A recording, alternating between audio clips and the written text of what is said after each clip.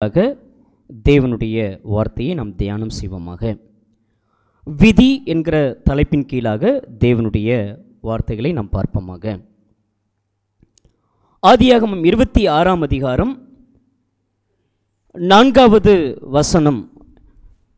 ஆதியாகமம் 26ஆம் அதிகாரம் அதனுடைய 4வது வசனங்களில் நாம் பார்க்கும் பொழுது வேதாகமும் இவ்விதமாக சொல்கிறது: ஆபிரகாம் என்னுடைய சொல்லுக்கு கீழ்ப்படிந்து என் விதிகளையும் என் கற்பனைகளையும் என்னுடைய நியாயங்களையும் என் பிரமாணங்களையும் கை கொண்டபடியினால் நான் உன் சந்ததியை வானத்தின் நட்சத்திரங்களைப் போல பெருக பண்ணி உன் சந்ததிக்கு இந்த தேசங்கள் யாவையும் தருவேன். உன் சந்ததிக்குள் பூமியில் உள்ள சகல ஜாதிகளும் ஆசீர்வதிக்கப்படும் என்று சொல்லியிருந்தார். என் விதிகள், என் கற்பனைகள், என்னுடைய நியாயங்கள், என்னுடைய பிரமாணங்களை நீ கை கொண்டபடியினால் அப்படின்னு தொடங்குகிறார்.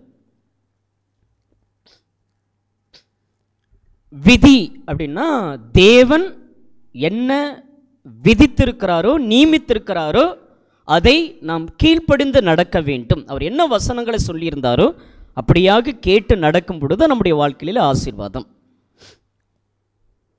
வேதகம் இப்படி வைத்திருக்கிறது. உலகத்தில் சில விதிகள் இருக்கிறது. உலகத்தில் என் தலை எழுத்து, என் தலை விதி. தலை விதி என்பது தலையிலே எழுதப்பட்ட விதி. மனிதர்களும் மற்ற எல்லா உயிரினங்களும் அதுக்கு இவ்வளவுதான் நிர்ணயம், அதோடைய விதி அவ்வளவுதான், அதோடைய விதி அவ்வளவுதான் சொல்வதை நம்ம கேட்டு இருக்கிறோம். தலைவிதி, இதெல்லாம் என் தலையெழுத்து என்று சொல்லி நாம் நம்மை என்ன செய்து கொண்டுகிறோம் என்றால் சமாதானப்படுத்திக் கொள்ளுகிறோம். அந்த பாரம்பரியத்திலிருந்து, அந்த சடங்காச்சாரத்திலிருந்து, அந்த பாவ வாழ்க்கையோடு, அந்த உலக வாழ்க்கையோடு சில மனுஷர் சொன்னதை கேட்டு இன்றைக்கு கிறிஸ்தவர்கள் என்ன செய்து கொண்டிருக்கிறார்கள்? என் தலை எழுத்து, என் தலை விதி என்று சொல்லக்கூடிய காரியங்களை பார்க்க முடியும். அதனுடைய அர்த்தங்களும் அதனுடைய காரியங்களும் தேவ ஜனங்கள் உணராமல் பேசுகிற வார்த்தை நாம் பார்க்க முடியும். இதெல்லாம் தலையெழுத்து.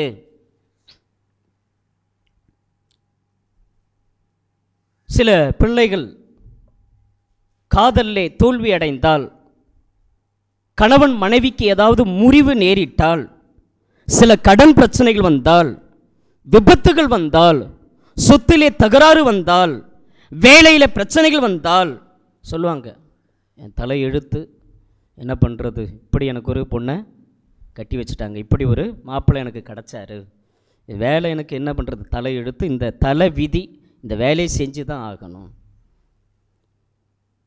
நான் நல்லா தான் படித்தேன், என் தலை எழுத்து, நான் இந்த வேலை செய்கிறேன். குடும்பத்தினுடைய சூழ்நிலைகள் இப்படி இருக்கிறது. தலை எழுத்து. எங்கேயாவது தலை எழுத்துன்னு இருக்குதா? தலை எழுத்து யார் அது சொல்கிறது? புறஜாதிகளை காட்டிலும் இன்றைக்கு அநேகமாய் அதிகமாய் கிறிஸ்தவர்கள் சொல்லி கொண்டிருக்கிறார்கள். தலை எழுத்து, இதெல்லாம் தலை விதி, இதெல்லாம் நாம் பார்க்குறோம் பார். சில இழப்புகள் நேரிட்டால் அப்படியே மார்பில் அடித்து கொண்டு, ஐயோ போயிட்டியே, அவ்வளோதான் என் விதி, அவ்வளோதானா அப்படின்னு வேதனையும் கண்ணீரையும் நாம் பார்க்க முடியும். எதிர்பாராத சில துயரங்கள் வரும் பொழுது, வேதனைகள் வரும் பொழுது, அதற்கு எப்பொழுதும் சொல்லக்கூடிய ஒரு வார்த்தை, ஒரு என்னுடைய விதி அவ்வளவுதான் என்று அந்த வரக்கூடிய பிரச்சனையை எளிதாக எடுத்துக்கொள்ளாமல் அந்த பிரச்சனை எங்கே கொண்டு போய் விடுகிறது என்றால் தலை எழுத்தில் கொண்டு போய் வைக்கிறது. தலை எழுத்து, என் தலை விதி என்று சொல்லக்கூடிய அநேக தேவ பிள்ளைகளை நாம் பார்க்க முடியும். தலை விதி, தலை எழுத்து அப்படின்னா, தலைனா ஒரு தொடக்கம், ஒரு துவக்கம் அப்படின்வாங்க. தேவன் தொடங்கியிருக்கிற, தேவன் விதித்திருக்கிற தேவனுடைய வார்த்தைகளுக்கு நீங்களும் நானும் கீழ்ப்படியணும். அப்படி கீழ்ப்படிஞ்சாதான் ஆசீர்வாதம். பரிசுத்த வேதாகமத்தில் தலையெழுத்து, தலைவிதி என்று சொல்லக்கூடிய காரியங்களுக்கும் நான் உங்களுக்கு சொல்லி தான் தரப்போகிறேன்.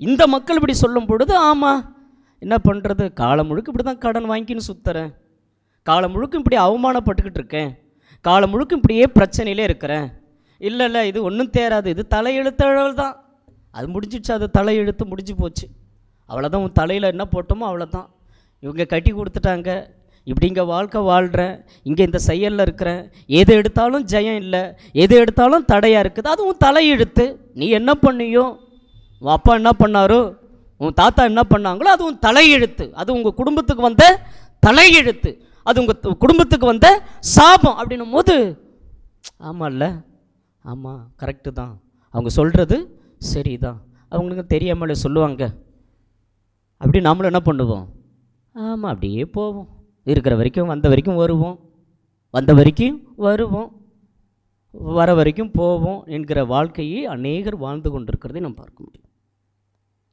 அவங்களும் எதுக்கு முக்கியத்துவம் கொடுக்குறார்கள் என்றால் அந்த தலையெழுத்துக்கும் தலைவிதிக்கு தான் முக்கியத்துவம் கொடுத்து கொண்டிருக்கிறார்கள். ஏன்னா வாழ்க்கையை அவங்க மாற்றுன்ற எண்ணம் அநேகருக்கு இல்லாமல் இருக்கிறது. எப்படி தலைவிதி தலையெழுத்து எதை வைத்து, அப்போ சில குடும்பங்களில் பிரச்சனைகள் வரும் பொழுது, கடன்காரங்கள் வரும் பொழுது, சில தொல்லைகள் வரும் பொழுது, சில ஆபத்துகள் வரும் பொழுது, நல்லா தான் மனுஷன் போனார், ஆக்சிடெண்ட் ஆச்சு, கை போச்சு, தலையெழுத்து தலைவிதி, என்னெல்லாம் அநியாயம் பண்ண, என்னென்னலாம் அக்கிரமம் பண்ண, நீ நல்லாவா இருப்ப, உன் தலையெழுத்து அவ்வளோதான். ஐயோ பிள்ளை பிறக்கணும்னு பார்த்தேன், இப்படி நடந்துடுச்சே, ஐயோ எத்தனை காரியங்களை பார்க்குறோம், கல்யாணம் நடக்க, அது தலையெழுத்துங்க, அந்த குடும்பத்துக்கு வந்ததுங்க அப்படிங்க, அதெல்லாம் தலையெழுத்து, அதெல்லாம் நம்மளும் என்ன பண்ணுவோம், ஆமாம் தலையெழுத்து தான். நீ வணங்குற தெய்வம் யார், நீங்களும் நானும் ஆராதிக்கிற தெய்வம் யார், எத்தனை தலை எழுத்துகளையும் எத்தனை தலைவிதிகளையும் மாற்றிருக்கிறார் என்பதை உணராத தெய்வ வசனங்களை நாம் எத்தனை பேர் தூக்கி நிறுத்திட்டு இருக்கோம். உன்னை யாராக வச்சிருக்கிறார், உங்களையும் என்னையும் யாராக வைத்திருக்கிறார், நாம் என்ன செய்து கொண்டிருக்கிறோம், எத்தனை பேர் நம்முடைய வாயிலிருந்து தலைவிதி தலைவிதி தலையெழுத்தன் என்று நாம் சொல்லி கொண்டிருக்கிறோம், மாற்றி இருக்கிறோமா? ஏன் அந்த வார்த்தை அது வருது? எத்தனை பேர் பிள்ளைகளை சனிய தரித்திரம் பேய், என்ன வார்த்தை இதெல்லாம், இதெல்லாம் என்ன வார்த்தை, யார் அதை கற்றுக் கொடுக்கிறது, எங்கிருந்து கற்றுக்கொண்டு என்ன பேசிக் கொண்டிருக்கிறோம்? உருப்படவே உருப்பட மாட்டேன், நீ நாசமா போயிடுவ, நீ மண்ணோடு மண்ணா போயிடுவ, நீ அழிஞ்சு போயிடுவ, இதெல்லாம் உன் தலையெழுத்து அப்படின்னும் போது எப்படி இருக்கும்? சந்தோஷமா இருக்கும் இல்லையா கேட்கும்போதே? பரவாயில்ல, நீங்கள் நல்ல வார்த்தை சொல்லியிருக்கீங்க நான் சொல்லுவோம். சில அந்த நேரத்தில் அதுக்கேற்ற மாதிரியே சில நிகழ்வெல்லாம் நடக்கும் பொழுது, ஆமாம் சபிச்சுட்டு போகலாம் பாவி, தலையெழுத்தையும் தலைவிதியும் மாற்ற தெரியாத தேவனுடைய ஜனங்கள் இன்றைக்கும் எத்தனை பேர் நாம் தூக்கி கைகளில் வைத்திருக்கிறோம். வசனத்தை படிக்கிறதே இல்லை, இந்த வசனத்தை உள்ளுக்குள்ளே வைக்கிறதே இல்லை, வசனம் சொன்னபடியாகவே கீழ்ப்படுகிறது இல்லை. யார் சொல்லுகிறபடி நடந்து கொண்டிருக்கிறோம்? சொந்த பந்தம் சொல்லுது, அதை எடுத்து அப்படியே உள்ளே போட்டுக்கிறது, அதை அப்படியே கொண்டு வந்து விதைக்கிறது. மனிதன் எப்படி வாழ வேண்டும், மனிதன் எப்படி செயல்பட வேண்டும் என்று தேவன் நமக்கு சட்டத்தை கொடுத்திருக்கிறார். அவர் எப்படி சட்டத்தை கொடுத்தாரு என்பதை நாம் வேதாகமத்தில் பார்க்க முடியும். இப்போ ஒரு குடிகாரன் இருக்கிறான், குடிச்சு அவன் போயிட்டானா அது நமக்கு நல்லாவே தெரியும். குடிச்சா என்ன ஆகும், குடிச்சா என்ன ஆகுன்னு எல்லாருக்கும் தெரியும் இல்லையா? அப்போ குடித்தால் உடம்பு கெட்டு போய்விடும், நமக்கே தெரியுது. ஆற்றுல இருக்கிற தண்ணியை குடிக்கலாம், கிணத்துல இருக்கிற தண்ணியை குடிக்கலாம், போரில் வரக்கூடிய தண்ணியை குடிக்கலாம், பம்பில் வரக்கூடிய தண்ணியை குடிக்கலாம், பல வகையான நீரை குடிக்கலாம். ஆனால் கடல் நீரை குடிக்க முடியுமா? நிச்சயமாக குடிக்க முடியாது. கடல் நீரை குடித்தா என்ன ஆகும்? உடம்பு கெட்டு போயிடும். சில தாவரங்கள் கூட இதை சாப்பிடக்கூடாதுன்னு இருக்குது, நமக்கு தெரியுது. அப்போ தேவன் என்ன சொல்லியிருக்கிறாரு? அந்த விதிப்படி நடக்கும் பொழுது வானத்து நட்சத்திரங்களைப் போல நான் செய்வேன், பெருக பண்ணுவேன் என்று சொல்லியிருக்கிறார். இதெல்லாம் உங்கள் முன்னோர் பண்ணங்கள் காரியம், அதனால தான் உங்கள் குடும்பத்துக்கு இது விடியுது சொன்ன உடனே தேவன் சொன்ன வார்த்தை என்ன செய்யலை? மனசில் வரல. அவர் என்ன சொல்கிறாரு? எப்பா உன் பாவத்திற்காய், உன் அக்கிரமத்திற்காய், உன் மீறுதலுக்காய் நான் என்ன செய்கிறேன்? நான் சிலுவையை சுமந்துட்டப்பா, ரத்தம் சிந்திட்டம்பா, சுத்திகரிச்சிட்டம்பா, கிழக்குக்கும் மேற்குக்கும் எவ்வளோ தூரமோ சமுத்திரத்தின் ஆழத்தில் கொண்டு போய் போட்டுட்டம்பா, முதுகுக்கு பின்னாடி எரிஞ்சிட்டப்பான்னு அவர் சொன்னாலும் அப்போ செஞ்ச பாவம் அதான் இன்றைக்கி வாட்டி வதைக்குது. அன்றைக்கி செஞ்ச துரோகம் அதனால தான் இன்றைக்கி வாட்டி வதைக்குது. அப்போ என்ன இல்லை? தேவனுடைய வசனங்களில் ஏதாவது விசுவாசம் உண்டா? தேவன் தமது பிள்ளைகளை எப்படி படைத்திருக்கிறார் என்றால், ஆதியாகமம் 1ஆம் அதிகாரம் 26வது வசனத்திலிருந்து இப்பொழுது கடகடகடன்னு சில தேவ வசனங்களுக்குள்ளாக நம்முடைய எல்லா செயல்பாடுகளும் தேவனாலே ஏற்கனவே தீர்மானிக்கப்பட்டதாக தான் அதை விதி என்று சொல்லுகிறார்கள். இதெல்லாம் நம்ம இப்போ செய்கிற எல்லா செயலும் முன்னமே நடந்ததுப்பா. போன ஜென்மத்தில் நீ நாயா பிறந்த, நீ பூனையா பிறந்த, நீ காக்காவா பிறந்த, செத்துட்டாங்கன்னா இன்றைக்கும் கிறிஸ்தவங்க வெளியே கொண்டு போய் என்ன பண்ணுறாங்க? மறுநாள் அப்பா வந்துட்டாருப்பா, ஆயா வந்துட்டாங்கப்பா, பாட்டி தாத்தா வந்துட்டாருப்பா, போய் என்ன பண்ணு, அன்றைக்கி அமாவாசைப்பா, இன்றைக்கி அமாவாசைனா உனக்கு என்ன பிரச்சனை? நீ யார்? அப்போ இன்றைக்கி வந்து பௌர்ணமிப்பா, இன்றைக்கி வந்து எல்லாத்தையும் பெருக்கி விரதம் இருப்பா. எங்கேருந்து கற்றுக்கிட்டு வர்றது? அவர் என்ன சொல்கிறாரு? நீ உபவாசிக்க வேண்டிய அவசியம் இல்லை, ஏன்னா மணவாளனாகிய நான் உன் கூடவே இருக்கிறேன்றார். சொன்னாரா இல்லையா? நாம் என்ன பண்ணிக்கிட்டு இருக்கோம்? உடம்பை வரித்து கொண்டு இல்லையா? சரி, இப்போ இங்கே விதியை குறித்து வேதம் என்ன சொல்லுகிறது? அதுக்கு நமக்கு வேதாகமம் சான்றாக நம்ம எடுத்துக்கொள்வோம். ஆதியாகமம் 1ஆம் அதிகாரம் 26, 27, 28. பின்பு தேவன் நமது சாயலாகவும் நமது ரூபத்தின்படியாகவும் மனுஷனை உண்டாக்குவோமாக, அவர்கள் சமுத்திரத்தின் மச்சங்களையும் ஆகாயத்து பறவைகளையும் மிருக ஜீவன்களையும் பூமி அனைத்தையும் பூமியின் மேலே ஊறும் சகல பிராணிகளையும் ஆளக்கடவர்கள் என்றார். தேவன் தம்முடைய சாயலாக மனுஷனை சிருஷ்டித்தார், அவனை தேவ சாயலாகவே சிருஷ்டித்தார், ஆணும் பெண்ணுமாக அவர்களை சிருஷ்டித்தார். பின்பு தேவன் அவர்களை நோக்கி, நீங்கள் பலுகி பெருகி பூமியை நிரப்பி அதை கீழ்ப்படுத்தி சமுத்திரத்தின் மச்சங்களையும் ஆகாயத்து பறவைகளையும் பூமியின் மேலே நடமாடுகிற சகல ஜீவ ஜந்துகளையும் ஆண்டு கொள்ளுங்கள் என்று சொல்லி தேவன் அவர்கள் என்ன செய்தார்? எல்லாரையுமா? ஒருத்தர் மட்டுமா? எல்லாரையும் ஆசீர்வதிச்சாரா? ஒருத்தர் மட்டும் ஆசீர்வதிச்சாரா? வேதாகம் என்ன சொல்கிறது? நமது சாயலாக நமது ரூபத்தின்படியாக மனுஷனை உண்டாக்கும் என்று சொல்லி நீங்கள் எல்லாவற்றையும் ஆளுகை செய்யணும். இங்கே வந்திருக்கிற ஒவ்வொரு ஆணும் ஒவ்வொரு பெண்ணும், ஒவ்வொரு தாய்மார்களும் ஒவ்வொரு தகப்பன்மார்களும். வசனங்களை தெரியாத ஆபிரகாமுடைய வாழ்க்கையிலே தேவன் அழைத்த போது அந்த வசனத்துக்கு உட்பட்டு கீழ்ப்படிந்த பொழுது, நீ என்னுடைய விதிகளையும் என்னுடைய நியாயங்களையும் என்னுடைய கற்பனைகளையும் நீ கை கொண்டபடியால் வானத்து நட்சத்திரங்களைப் போல நான் என்ன செய்வேன்? கீழ்ப்படிஞ்சோமா? அவர் என்ன சொன்னாரோ அப்படியே செய்கிறோமா? அங்கே தான் எங்கேயோ ஒரு தப்பு நடக்குது. நீங்களும் சரி நானும் சரி ஆளுகை செய்கிறோமா? எல்லாவற்றையும் நீங்கள் ஆளுகை செய்கின்றார். ஆபிரகாமுக்கு கிடைச்சது ஈசாக்கு கிடைக்கவில்லையா? ஈசாக்கு கிடைச்சது யாக்கோபுக்கு கிடைக்கவில்லையா? இது உலகத்துக்குரிய காரியங்கள் மாத்திரம் அல்லாமல் ஆவிக்குரிய காரியங்கள் நீங்களும் நானும் எப்படிப்பட்டவர்களாக இருக்கிறோம்? நீங்களும் நானும் எப்படி இருக்கிறோம்? விதி, அதெல்லாம் உன் விதி, உன் தலை எழுத்து. நீங்க இப்படிதான் வாழணும், உங்க தலை எழுத்து. அப்படியா? அப்படி அல்ல. தேவன் என்ன சொல்லுகிறார்? எல்லாவற்றையும் நீங்க என்ன செய்யுங்க? ஆண்டு கொள்ளுங்கள், ஆளுகை செய்யுங்கள் என்று தான் சொல்லியிருக்கிறார். எல்லாவற்றையும் ஆண்டு கொள்ளுங்கள், ஆளுகை செய்யுங்கள். அதை நாம் என்ன செய்ய வேண்டும் என்றால், இயேசுவின் நாமத்தாலே புதிய ஏற்பாடிலே கிறிஸ்தவர்களாக புறஜாதிகளிலிருந்து பாரம்பரியத்திலிருந்து வந்த நாம் என்ன செய்ய வேண்டும் என்றால், பெற்று அனுபவிக்க வேண்டும். நான் ஆராதிக்கிற தேவன் என்னை தப்புவிக்க வல்லவர். அங்கு ஒரு விதி ஒன்று இருந்தது. என்ன விதி? அங்க இருக்கிறதான தரியவு ராஜா கிட்ட வந்து பத்திரத்திற்கெல்லாம் கையெழுத்து வச்சு, இந்த தானியலை எப்படியாவது குற்றப்படுத்தி இந்த சிங்கத்தினுடைய வாழ்க்கை இவன் இரையாக போக வேண்டும் என்று சொல்லி தீர்மானம்லாம் பண்ணி, அந்த தீர்மானம் தானியலுக்கு தெரியுமானா? நிச்சயமாகவே தெரியும். தெரியுமா?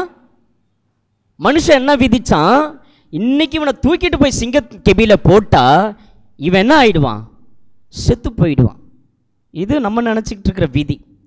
அவர் என்ன பண்ணிட்டு இருக்காரு? தேவன் என்ன சொன்னாரோ, அவர் 3 வேளையும் ஜெபிக்கக்கூடியவராக இருந்தார். நீ ஆராதிக்கிற தேவன் உன்னை தப்புவிக்க வல்லவராக இருந்தார். அவர் தேவன் பேரில் விசுவாசம் வைத்திருந்தார். அவர் தேவனிடத்தில் ஒரு நீதிகேடும் செய்ததில்லை. என்ன செய்ததில்லை? மேல இருக்கல ஒரு வார்த்தை, நீதி. வசனத்திற்கு கேடு விளைவித்ததில்லை. கேடுகட்ட செயல்களை செய்தால் வசனத்துக்கு எதிராகத்தான் இருப்போம். கடன் வாங்காதிருப்பாய். எத்தனை பேர் கடன் வாங்கிட்டு இருக்கோம்? கடன் வாங்காதிருப்பான்னு சொன்னார், கேட்டோமா? கடனை வாங்கிக்கிட்டு அவமானப்பட்டுக்கிட்டு துக்கப்பட்டுக்கிட்டு ஜெபிக்காம நம்மளே வேதனைப்பட்டு துக்கப்பட்டு ஓடி ஒளிஞ்சுக்கிட்டு இருந்தா என்ன உண்டாகும்? கடன் வாங்காதிருப்பாய், கடன் கொடுப்பாய். நம்ம என்ன பண்றோம்? அந்த விதி ஏதாவது கடைப்பிடிச்சோமா? ஐயோ இனி அதை வாங்கக்கூடாது. ஏன்னா எதிர்பார்ப்பு ஜாஸ்தியா இருக்கு. அப்படி பண்ணணுங்க, இப்படி பண்ணணுங்க, இவங்களுக்கு செய்யணுங்க, அவங்களுக்கு ஏன்? உனக்கு 1000 ரூபாய் இருந்தாலும் அந்த 1000 ரூபாயில் குடும்பம் நடத்த தெரியாதா? 10,000 ரூபாய் இருந்தாலும் அதில் குடும்பம் நடத்த தெரியாதா? 2000 ரூபாய் இருந்தாலும் அதில் குடும்பம் நடத்த தெரியும். ஏன் அந்த ஆடம்பரங்கள்? ஏன் அந்த எதிர்பார்ப்பு? எதற்காக அந்த எதிர்பார்ப்பு? யாருக்கு அதை செய்யணும்? எனக்கு இவ்வளோதான் கொடுத்துருக்கிறாரு, இதிலையும் நான் கொஞ்சம் கடவுளுக்குன்னு எடுத்து வைக்கிறேன், இதையும் நான் ஊழியத்துக்குன்னு எடுத்து வைக்கிறேன், இதையும் நான் ஊழியக்காருக்காக எடுத்து வைக்கிறேன், இது எனக்குன்னு எடுத்து வைக்கிறேன், இதிலே நான் வாழ என்ன செய்கிறேன்? பழகிக்கிறேன். அந்த வாழ்க்கையை கொஞ்சம் கொஞ்சமாக கொஞ்சம் கொஞ்சமாக கொஞ்சம் கொஞ்சமாக கொஞ்சம் கொஞ்சமாக அவர் என்ன செய்வார்? ஆசீர்வதிப்பார். இன்னைக்கு செய்கிறோம் அதெல்லாம். எதிர்பார்ப்பு என்ன ஆயிடுச்சு? ரொம்ப ஜாஸ்தியானதுனால, நாம் இந்த உலகத்துக்கு பெரிய ஆளாய் காண்பிப்பதனால இப்போ விதி, தேவன் கொடுத்திருக்கிற விதித்த அந்த நியமங்கள், அந்த கட்டளைகள், அந்த வார்த்தைகள் இப்போ எதிராக நிற்குது. அவர் சொல்கிறாரு, எப்பா இன்னைக்கு எனக்கு தொழுகை பண்ணணும்பா, இன்னைக்கு வேலை இருக்குது. விதித்த விதி போயிடுச்சா? அவர் விதித்த அந்த நியமனம் போயிடுச்சா? உடஞ்சிடுச்சா? நீ ஜெபம் பண்ணணும்ப்பா, யாராவது ஜெபம் பண்ணுறோமா? நீ வேதத்தை படிப்பா, வேதத்தை படிக்கிறோமா? நீ ஊழியம் செய்யணும்ப்பா, யாராவது பண்ணுறோமா? நீ சரியான சத்தியத்தில் இருக்கணும்ப்பா, இருக்கிறோமா? இதுதான்ப்பா ஞான சாணம், பாவம் மன்னிப்புக்குன்னு எடுக்கணும்ப்பா, ஏதாவது எடுக்கிறோமா? கீழ்ப்படுகிறோமா? அப்படியே மனசு இல்லை இல்லை அந்த விதித்த நான் இப்படியே இருந்துட்டு போகிறேங்க, தெரிஞ்ச வரைக்கும் போதும். எந்த விதித்த அந்த விதியிலே நாம் சரியாக இருக்கிறோமா? எப்போ நீங்களும் நானும் அந்த விதித்த அந்த வார்த்தைகளில் சரியாக நடந்து கொண்டு வருகிறோமோ, ஒன்றும் இல்லாத யோசிப்பு நம்ம தெரியும் இல்லையா? என்ன பண்ணாங்க? தேவன் கொடுத்ததான அந்த சொப்பனம், தேவன் கொடுத்ததான அந்த சொப்பனத்திற்கு என்ன பண்ணார்? அண்ணங்காரங்கிட்ட சொல்கிறாரு, அப்பா கிட்ட சொல்கிறாரு. அப்பா கோவப்படுகிறார், இது மாதிரிலாம் பேசாதுன்னு சொல்கிறாரு.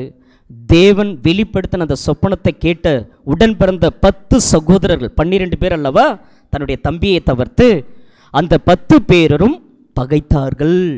இன்னும் அதிகமாக பகைத்தார்கள், பொறாமை கொண்டார்கள், நம்பிக்கை துரோகம் நேரிட்டது.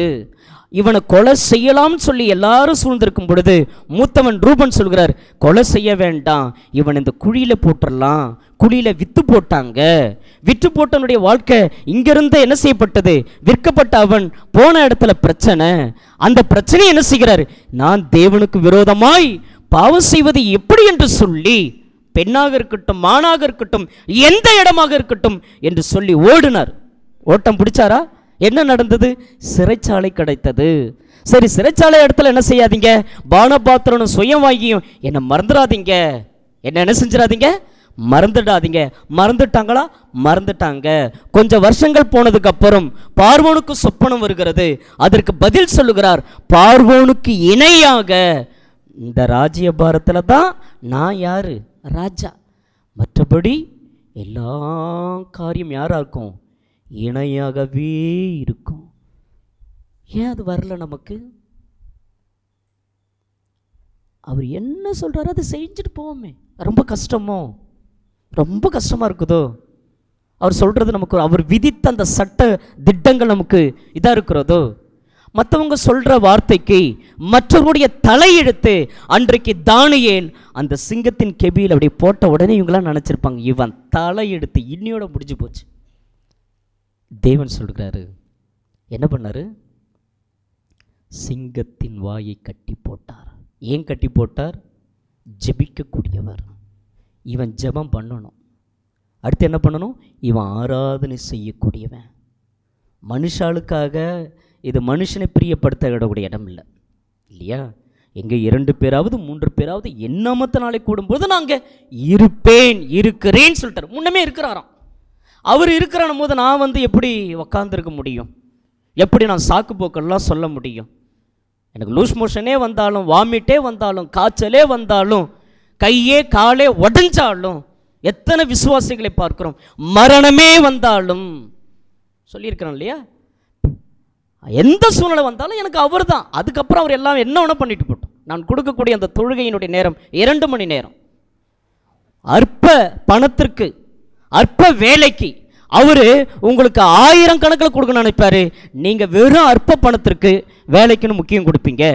அற்ப ஞானத்திற்காக நீங்களும் நானும் ஓடுவோம். ஆனால் அற்ப ஞானம் அல்ல, விலையேற பெற்ற ஞானத்திற்காக உங்களுக்கு ஒரு பெருசாக வச்சிருப்பாரு. ஆனால் சிங்கத்தினுடைய வாயை இப்பொழுது என்ன செய்தார் என்றால், தூதனை அனுப்பி அவன் வாயை கட்டி போட்டார் என்று நாம் பார்க்கிறோம். இவனுடைய விதி, இவன் தலையெழுத்து இப்படி தான்.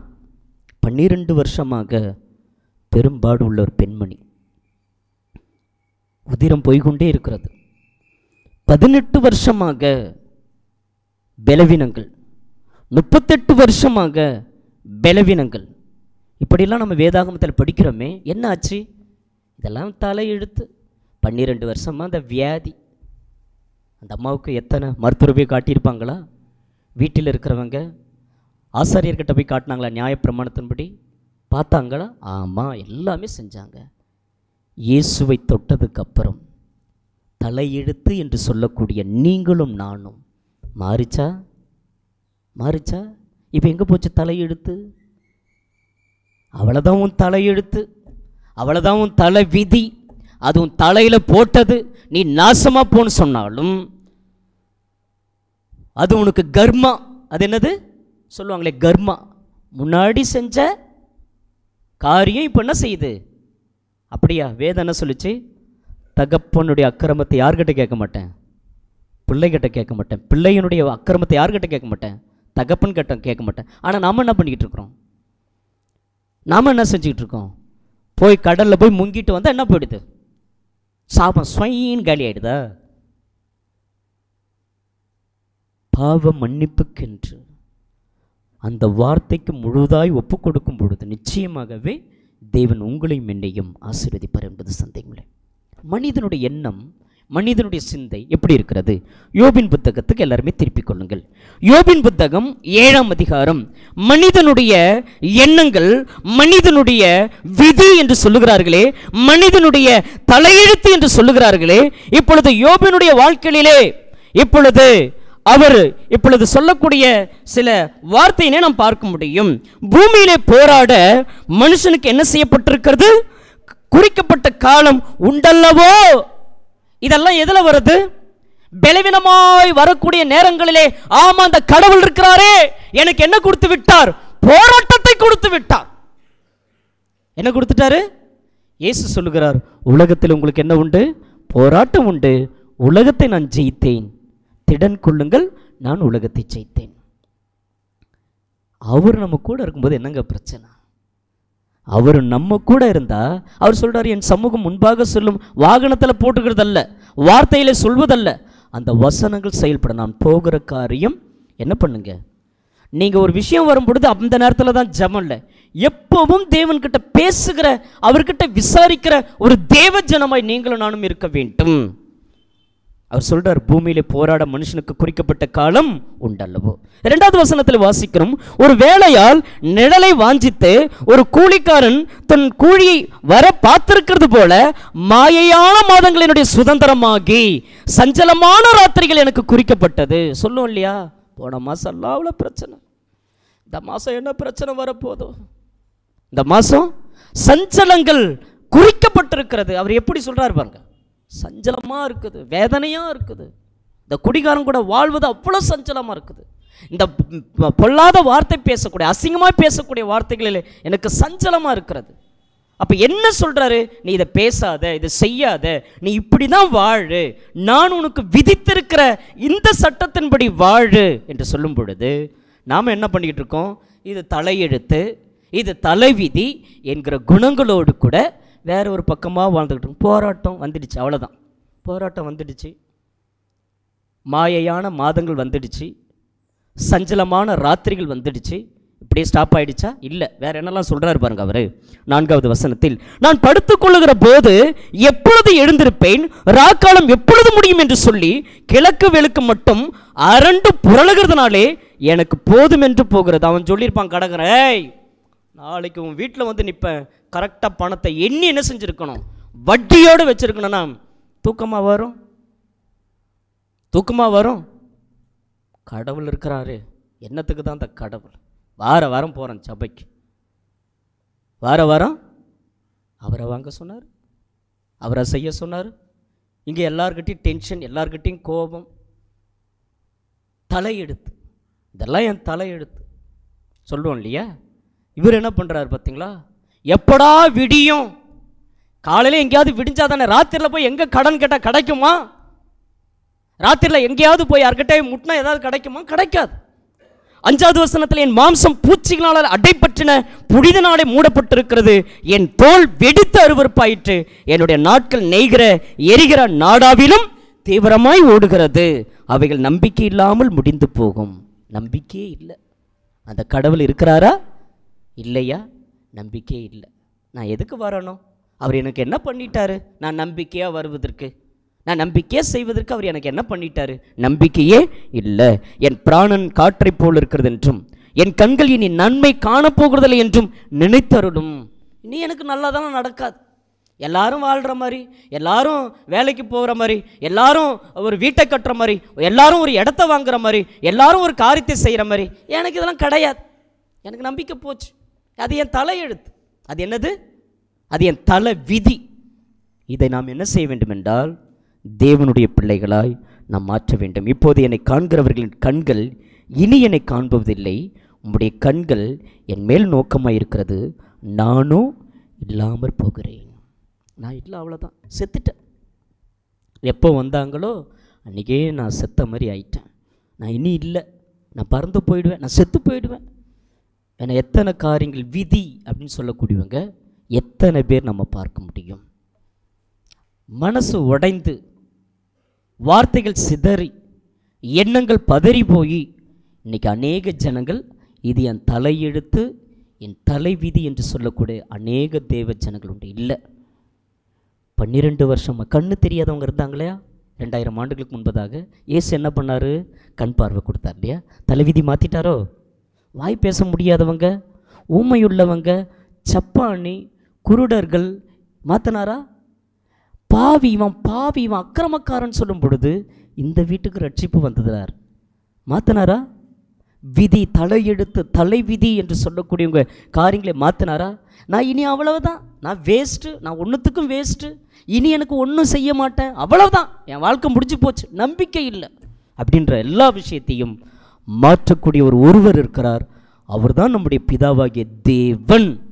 அந்த விசுவாசமும் அந்த நம்பிக்கையும் கடைசி வரைக்கும் இருக்கணும். கொஞ்ச நாள் அப்படியே அந்த நம்பிக்கை அப்படியே வந்துட்டு கொஞ்சம் உயர்வு வந்ததுக்கப்புறம் அது என்ன ஆகும்? உயர்வு வந்ததுக்கப்புறம் என்ன ஆகும்? அதனால தான் வேதாகமத்தில் நம்ம வாசிக்கிறோம் ஐயா, 2 மனுவை நாம் பார்க்க முடியும். நான் உயர்ந்திருக்கும் பொழுது என்ன செஞ்சிடக்கூடாதான்? நான் தேவன் என்ன செஞ்சிடக்கூடாது? மறுதலிச்சிடக்கூடாது. நான் தரித்திரம் ஆயிட்டேனா நான் என்ன செய்யக்கூடாது? எங்கேயாவது திருடுறோமா? தெரியும், அவங்களுக்கு மட்டும்தான் தெரியும். எங்கேயாவது இல்லாத போது வார்த்தைகளால் ஏதாவது சொல்லி ஏமாற்றி பரட்டி வாங்கிறது, ஏமாற்றி எப்படியாவது அது திருடுது இல்லையா? எப்படியாவது கொடுங்க, இப்போ இன்னைக்கு கொடுத்துறேன், நாளைக்கு கொடுத்துறேன், திருடு. இதெல்லாம் தேவன் என்ன சொல்லியிருக்கிறார்? ஒரு தீர்மானம் எடுக்க வேண்டும். இந்த 2025ஆம் ஆண்டு என்னுடைய தலையெழுத்து, தலைவிதி என்று நினைத்து கொண்டிருக்கிற இதை நான் உடைக்க வேண்டும். என்ன செய்யணும்? நான் உடைக்கணும். இல்லை நான் அப்படி தான் இருப்பேன் அப்படின்னா மற்றவங்க சொல்கிற மாதிரி உன் தலையெழுத்து, உன் தலைவிதி என்ன செய்ய முடியாது? கடைசி வரைக்கும் மாற்றவே முடியாது. நீங்களும் சரி நானும் சரி மாற்றவே முடியாது. சரியாக இருக்க வேண்டும். அப்படியாவது நான் தரித்திரமாயிட்டு தேவனை என்ன செய்யக்கூடாது? தேவனுடைய நாமம் தூஷிக்கப்படக்கூடாது. எப்படிப்பட்ட மனு பார்த்தீங்களா? வாழ்ந்திருந்தாலும் சரி, தாழ்ந்திருந்தாலும் சரி, மனரம்மியமாய் வாழ கற்றுக்கொள்ள வேண்டும்.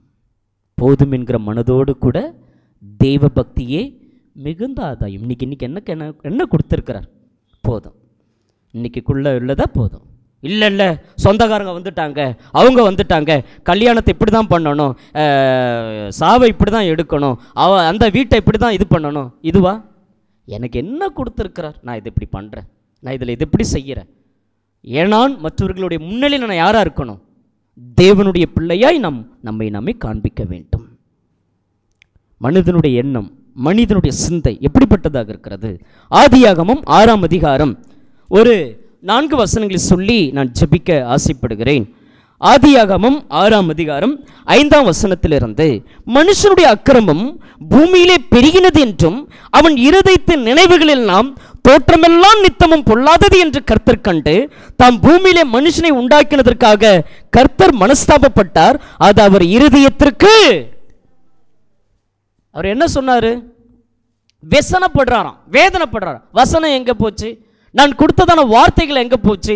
மனிதனுடைய நினைவுகள், மனிதனுடைய இருதயத்தினுடைய தோற்றம் எல்லாம் எது மட்டும்தான் இருக்குது என்றால் அக்கிரமம் அக்கிரமம் அக்கிரமம் அக்கிரமம் அக்கிரமம் மட்டும்தான் இருக்கிறது.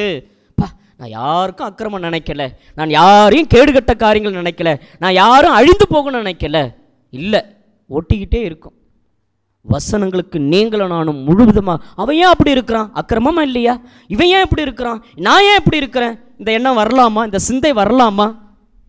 நான் என்னத்தான் துரோகம் பண்ணிட்டேன், நான் என்ன இது பண்ணிட்டேன்? அவர்கிட்ட ஒப்பு கொடுத்தேன். ஐ ஆம் சரண்டர். ஒரு ஆங்கில பாடல் இருக்கு, ஐ ஆம் சரண்டர்ன்னு சொல்லி ஒரு அருமையான, இயேசுவுக்கே ஒப்புவிக்கிறேன் ஒரு பாடல். நீங்களும் நானும் இயேசுவுக்காய் நம்மை ஒப்பிக்கணும். இயேசு எப்படி தன்னுடைய மரண பரிந்தமும் அந்த சிலுவையில் சிந்தின ரத்தத்தின் மூலமாய் கடைசி வரைக்கும் அப்பாவுடைய வாயிலிருந்து அந்த வார்த்தை வருகிற வரைக்கும் அவர் என்ன செய்தார் என்றால் தன்னை அப்படியே முழுமனதோடு ஒப்பு கொடுத்துட்டார். அப்பா ஏதாவது சொன்னாரா? அப்பா ஏதாவது சொன்னாரா? ஒரு வார்த்தையும் வரல உன்னதத்திலிருந்து, உயிர் கொடுக்கிற வரைக்கும். ஆனால் இவர் என்ன சொல்றாரு? பிதாவே, என் சித்தத்தின்படி அல்ல, உம்முடைய சித்தத்தின்படியே ஆக கடவுது என்று சொல்லி அவர் என்ன செய்தார் என்றால் உயிரை கொடுத்தார். நாம் ஒப்பு கொடுக்குறோமா? நம்ம ஒப்பு கொடுக்கறது இல்லையே. நான் இந்த பிரச்சனையை மாற்றினா நம்ம ஒப்பு கொடுக்கறதே இல்லையே.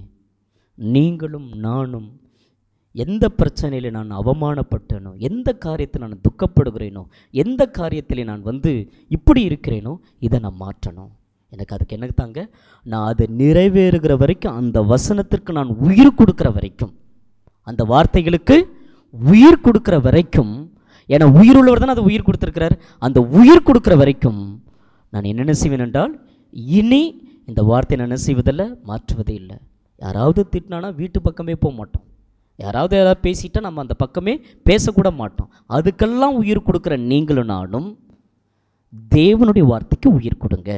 தலையெழுத்து தலைவிதி என்று சொல்லக்கூடிய உயிர் கொடுக்குற அவர்கள் நீங்களும் நானும், இல்லை நான் வசனத்திற்குத்தான் என்ன செய்வேன், செவி சாய்ப்பேன், உயிரோடு இருக்கிற நான் உயிருள்ளவருடைய வார்த்தைக்கு நான் என்ன செய்வேன், கீழ்ப்படிவேன் என்று சொல்லி நாம் கீழ்ப்படியும் பொழுது நம்முடைய வாழ்க்கையில் ஆசீர்வாதங்கள் உண்டாகிறது என்பது துளி அளவும் சந்தேகம் இல்லை.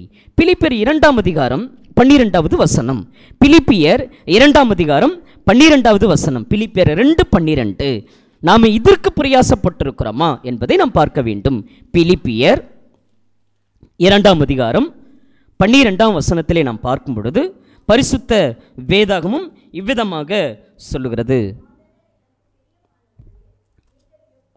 ஆதலால் எனக்கு பிரியமானவர்களே, நீங்கள் எப்பொழுதும் கீழ்ப்படுகிறபடியே நான் உங்களுக்கு சபிமாய் இருக்கும் பொழுது மாத்திரமல்ல, நான் தூரமாய் இருக்கிற இப்பொழுதும் அதிக பயத்துடனே நடுக்கத்துடனே உங்கள் ரட்சிப்பு நிறைவேற பிரயாசப்படுகிறேன். அந்த வார்த்தையை கவனிச்சிங்களா? நீங்களும் நானும் ரட்சிப்பு நிறைவேறுகிற வரைக்கும், கடைசி வரைக்கும் பயத்துடனே நடுக்கத்துடனே பிரயாசப்பட்டு கொண்டே இருக்கணும். தேவனுடைய வசனத்திற்கு என்ன செய்யக்கூடாது, எதிராக நிற்கக்கூடாது. தேவனுடைய வசனத்திற்கு என்ன செய்யக்கூடாது, தடையாளாய் நாம் நிற்கக்கூடாது. அந்த வார்த்தைகள் என்ன செய்ய வேண்டும்? பயத்துடனே நடுக்கத்துடனே அந்த ரட்சிப்பு பிரயாசப்படுவதற்கு நாம் நம்மை என்ன செய்ய வேண்டும் என்றால் ஒப்பு கொடுக்க வேண்டும். தேவன் எத்தனையோ விஷயங்களை உங்களுக்கும் எனக்கும் மாற்றியிருக்கிறார். தலையெழுத்து தலைவிதி என்று புறஜாதிகள் சொல்வார்கள். ஆனால் தலையெழுத்து தலைவிதி, யாராவது தலையெழுத்து பார்த்துருக்குறீங்களா? தலையெழுத்து எப்படியாவது இருக்குன்னு தெரியுமா? தமிழ் எழுத்தில் இருக்குமா? நம் தமிழ் பேசுவதனால் தமிழ் எழுத்தில் இருக்கும், ஆங்கிலத்தில் பேசுவதனால் ஆங்கில எழுத்தில் இருக்கும். பார்த்துருக்கீங்களா? நாங்கள் சென்னையில் ஏவிஎம் ஸ்டுடியோக்கு பின்னாடி விஜயராகபுரம், எங்களை தாண்டி தினமும் டண்டனக்கடை சத்தம் தான் கேட்கும்.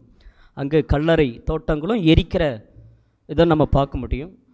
நாங்கள் அங்கே சின்ன பிள்ளையாக 1990 வரைக்கும், ஒரு 80 பிறந்து 90 வரைக்கும் அங்கே வெளியே அப்படி போனான்னா, அந்த பக்கம் போனான்னா மண்டை ஓடெல்லாம் இருக்கும்.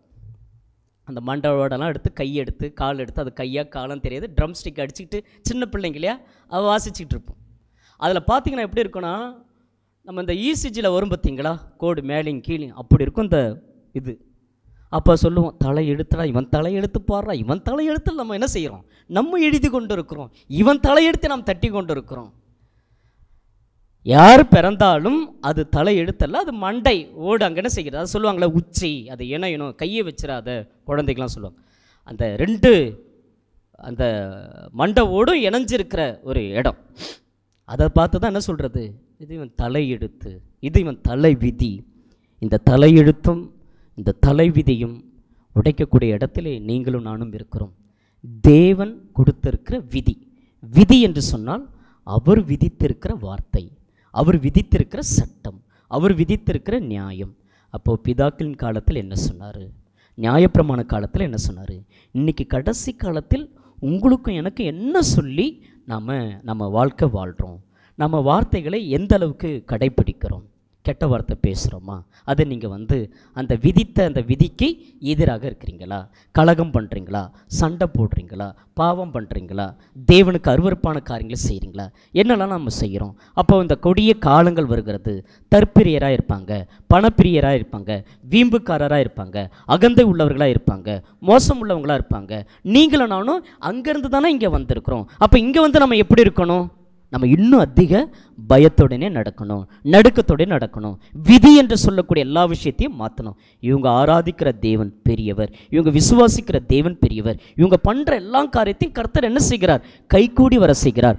தேவனிடத்தில் அன்பு கூறுகிறவர்களுக்கு சகலமும் நன்மைக்கு ஏதுவாக நடக்கிறது. நம்ம தேவன்கிட்ட அன்பு கூறாத வரைக்கும் நன்மை ஏதாவது வருமானா, நம்ம கடைசி வரைக்கும் எப்படி தான் இருக்கணும்? இப்படியே தான் இருக்கணும். கையேந்துகிற சூழ்நிலையை உடைக்க வேண்டும் என்றால் தேவன் என்ன சொன்னாரோ அந்த வார்த்தைகளுக்கு நீங்களும் நானும் கடைசி வரைக்கும் கீழ்ப்படிவோம். கர்த்தராகிய இயேசு கிறிஸ்துவிடத்தில் அன்பு கூறாதவன் சபிக்கப்பட்டவன். நீங்கள் எதிலே கடன்பட வேண்டும்? அன்பு செலுத்துவதிலே கடன்படுங்க சொன்னாரா? நீங்கள் நல்ல செயல்கள் செய்வதிலே கடன்படுங்க. அதில் கடன்காரனாக இருக்கணும். எதில்? அன்பு செலுத்துவதில், ஜெபம் பண்ணுவதிலே நான் யாராக இருக்கணும்? இன்னும் கடன்காரனாக இருக்கணும். இன்னும் ஜெபம் பண்ணிக்கிட்டே இருக்கணும் இல்லையா? ஜெபிப்பதில், ஆராதனை செய்வதில் இன்னும் நான் ஆராதனை பண்ணணும், இன்னும் நான் தொழுகை பண்ணணும், இன்னும் தேவநாமத்தை மையப்படுத்தணும். கையும் காலும் உடலும் எதற்காக கொடுத்திருக்கிறாரு? நாம் தேவனுக்காய். அடுத்தவர்கள் சொல்லக்கூடிய அந்த விதியும் அந்த கர்மா, அந்த தலையெழுத்து, அந்த தலை விதி அவர்களுக்கு உண்டு. நீ அப்படி பிறந்த, நீ இப்படி பிறந்த, நீ போன ஜென்மத்தில் இப்படி இருந்த, அதனால தான் இப்படி இருக்குது, அதனால தான் உன் வீடு இப்படி இருக்குது, அதனால தான் நீ இப்படி இருக்கிற, அதனால தான் உன் பிள்ளைங்க இப்படி இருக்கிறாங்க. இதெல்லாம் உடைக்க வேண்டிய இடம் எந்த இடம் என்றால் இயேசு கிறிஸ்து தான். இயேசு கிறிஸ்து இல்லைன்னா நமக்கு என்ன இல்லை? ஒன்றுமே இல்லை. அவர் எல்லாவற்றையும் மாற்றுகிற தெய்வம். எத்தனை சினிமாக்காரனுக்கு மாற்றிருக்கிறார்? ஒன்றும் இல்லை. இந்த இடம் வயல் நலமாக இருந்தது. ஒரு சின்ன ஒரு சிம்பிள் சொல்கிறேன். இந்த இடம் வயல் நலமாக இருந்தது. இன்றைக்கி என்னவாக இருக்கிறது? வீடுகளாக இருக்கிறது. மாறி இருக்குதா? நாளைக்கு இது என்னவா மாறும்? கிராமமாக இருக்கிறது என்னவாய் மாறும்? ஊராட்சியாக மாறும். ஊராட்சி என்னவாய் மாறுகிறது? பேரூராட்சியாக மாறுகிறது. பேரூராட்சி என்னவாக மாறுகிறது? நகராட்சியாக மாறுகிறது. நகராட்சி என்னவாக மாறுகிறது? மாநகராட்சியாக மாறுகிறது. இப்போ இது என்னது? கிராமமாக இருந்து ஊராட்சியாக இருந்தது என்னவா மாறுகிறது? மாநகராட்சியாய் மாறப்போகிறது. சாதாரண இடத்தையே மாற்றின தேவன் தலைநகரமாக எங்கே இருந்தது தெரியுமா? முதல் கல்கட்டாவில் இருந்தது, இப்போ எங்கே இருக்கிறது? டெல்லியில் இருக்குது.